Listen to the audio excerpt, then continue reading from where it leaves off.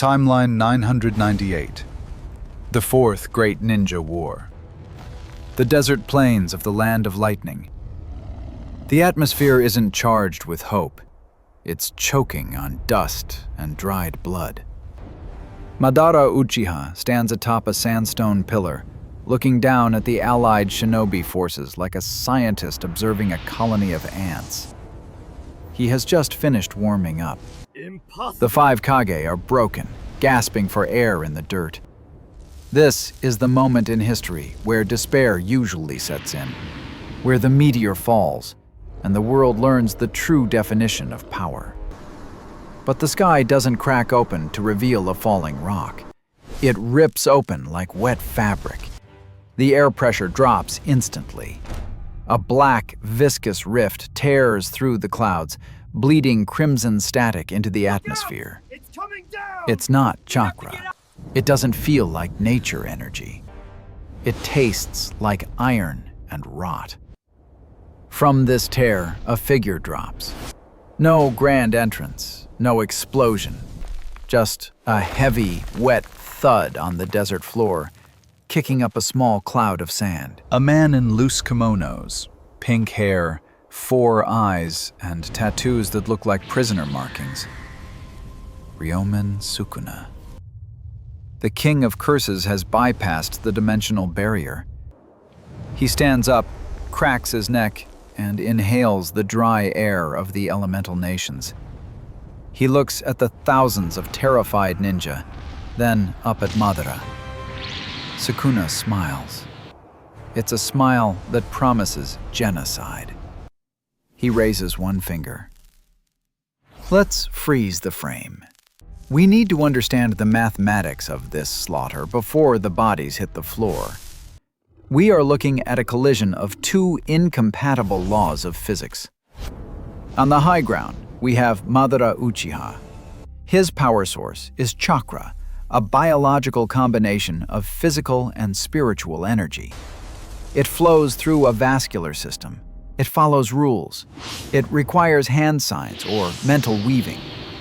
Madara is a tactical nuke with the mind of a 4-star general.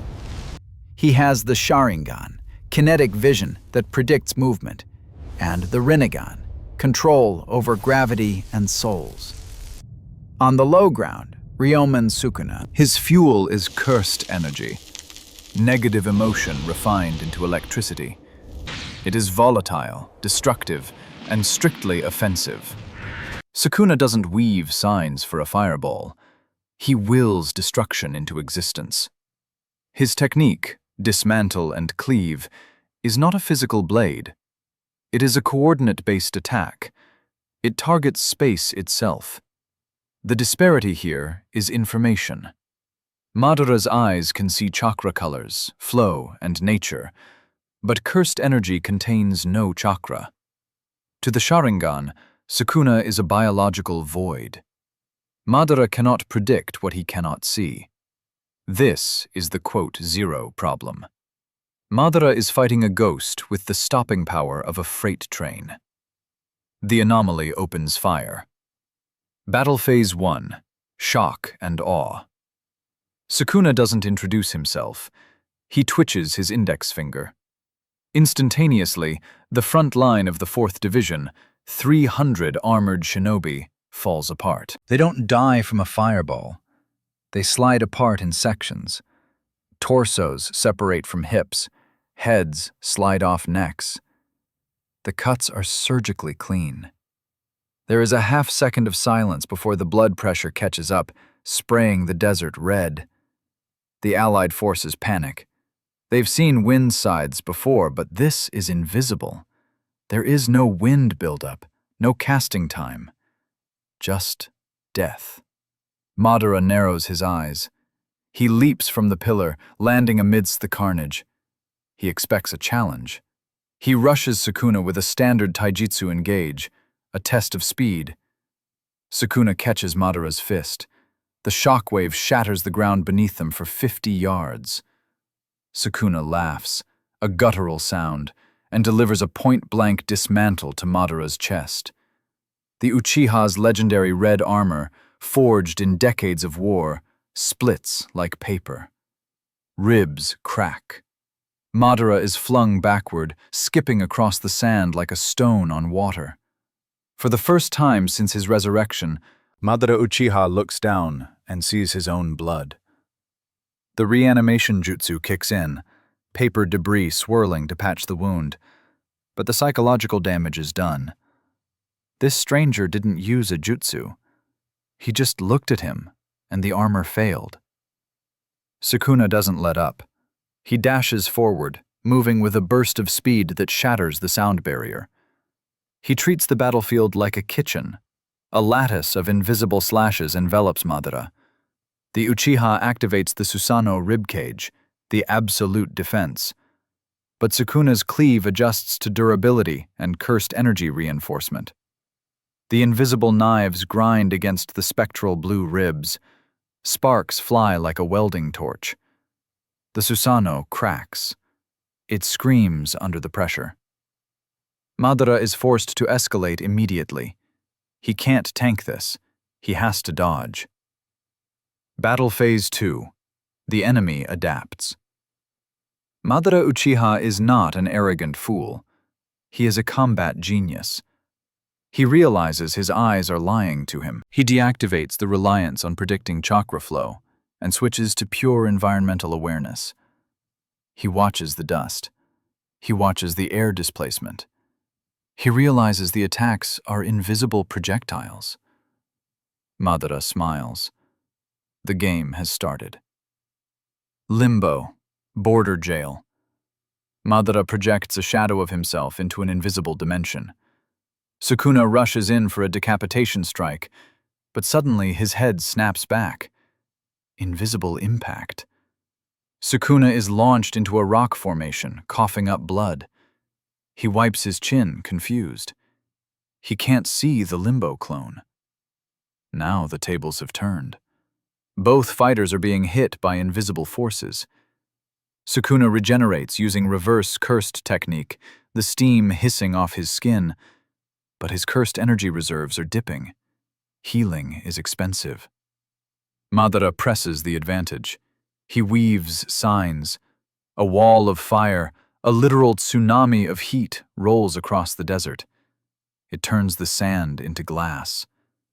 Sukuna stands his ground. He doesn't dodge. He opens his domain's properties without expanding the barrier. Camino, furnace. He draws back an arrow of pure, concentrated thermobaric heat.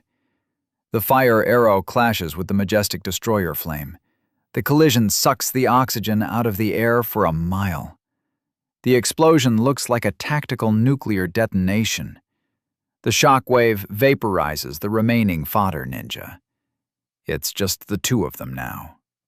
Battle Phase 3. Resource starvation. The sun is blocked out by smoke. Both monsters are panting, but the logistics of the fight are shifting. Madara, in his Edo Tensei form, has infinite chakra regeneration. He doesn't get tired. His body rebuilds automatically. Sukuna is mortal. He has immense reserves, but they are finite. His reverse cursed technique is slowing down. His brain is frying from the constant refresh required to keep up with the Rinnegan's barrage of meteors and gravity pulls. Sukuna realizes he cannot win a war of attrition. He needs to end this in one move. The distance closes. It turns into a brutal, ugly brawl. Sukuna abandons the slashes and uses four-armed hand-to-hand combat, pummeling Madara's regenerating face into pulp. Madara responds by impaling Sukuna with black receiver rods, disrupting his control over his own energy. They are tearing each other apart like wild dogs. Sukuna rips a black rod out of his shoulder, ignoring the spray of blood, and grins. He clasps his hands together. Culmination. The environment shifts. A Buddhist shrine, decorated with skulls, rises from the blood-soaked sand. The radius is massive, 200 meters. The quote 6 effect activates. Anything inside the radius is subject to relentless, infinite slashing. Madara is instantly turned into confetti. His paper body shreds, regenerates, and shreds again thousands of times per second. It's a blender. Madara cannot form hand signs. He cannot think. He is being vaporized continuously. But Madara Uchiha refuses to die. In the millisecond between regeneration and destruction, he summons the perfect Susanoo. The colossal blue samurai rises, towering over the shrine. The slashes chip away at the armor, peeling layers off the giant construct. But the Susanoo is too dense. It stabilizes. Madara, suspended in the forehead crystal of the giant, looks down at the tiny speck that is Sukuna.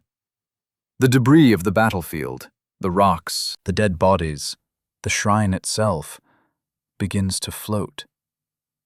Gravity inverts. Sukuna loses his footing. The malevolent shrine is ripped from the ground, its foundation cracking under the gravitational pull of a moon being born in the sky. Sukuna is lifted, crushed between tons of rock. He tries to slash through the debris, but the mass is too great. He is entombed. The sphere of rock compresses, harder and harder, until it is a solid satellite hanging in the sky. Silence returns to the desert. Let's return to the studio and analyze the facts. This was a Pyrrhic victory for the ninja world. The casualty count is catastrophic. The entire 4th Division is gone, wiped out in the opening seconds of Sukuna's arrival. The geography of the Land of Lightning has been permanently altered. There is now a glass crater where a battlefield used to be.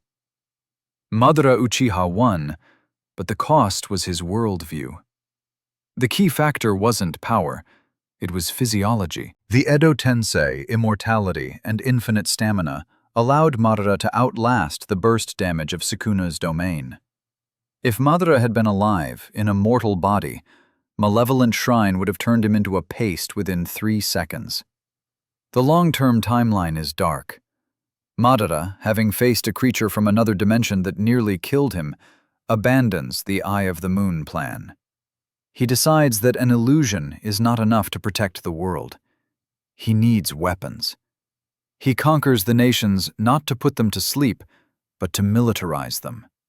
The Shinobi Alliance becomes a totalitarian empire under the Uchiha, constantly scanning the rifts in space, waiting for the next curse to fall. The war never ends. It just changes targets. Our experiment is complete, but the anomaly is pulsing again. The fabric of reality is thin, and we have enough energy for one more breach. It is time to choose the next battlefield. Option A. What if Goku appeared in the Naruto universe and faced the strongest shinobi in history? Option B. What if Roronoa Zoro fought Levi Ackerman in a sword-only deathmatch of pure skill? Vote with letter A or B in the comments. Like and subscribe to keep the timeline from collapsing. The fate of these worlds is in your hands.